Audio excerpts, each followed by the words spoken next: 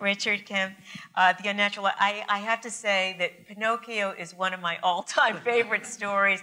And look at this nose. Isn't that something?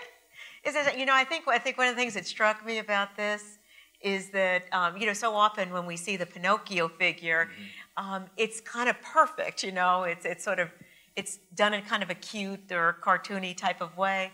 And this is rough. It has a sort of a, Yes.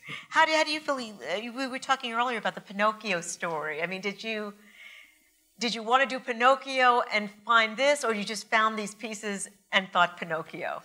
Well, actually, this was based off of the novel version of Pinocchio, not the Walt Disney. Carlos Collodi. I've read the original and I love it. I recommend it. And well, basically, how I made these pieces, I kind of think as I work. So I was one day walking at the woods at Fort Worth, and I just found this piece of log. And it just had a unique shape to it, the nose and everything. So I brought it home one day, and then my grandmother was like, "Why did you bring this in?" And so I was like, "What do you think of this?" And she was like, "Nothing, just dust collecting." So, well, grandmas are so honest. And so, well, basically, this was one of my art projects for my AP class. So it's a texture piece.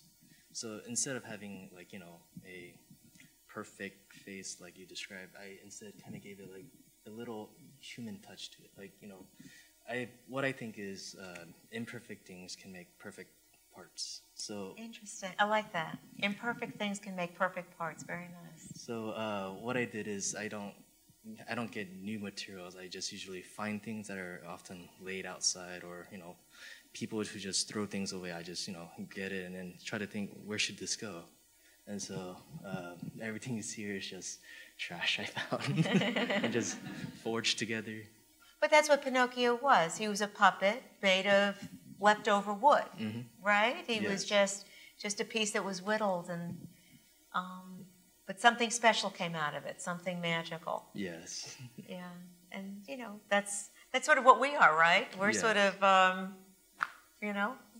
cells that are one turned into another, and something special. And what do you like the best about the Pinocchio? So when you look at this, how does this make you feel? It kind of makes me remember that we're human, that no one's perfect, and it's just kind of gives us that little moral lesson. Very nice. That's a very nice message. It's a very lovely piece. Thank you so much, Richard.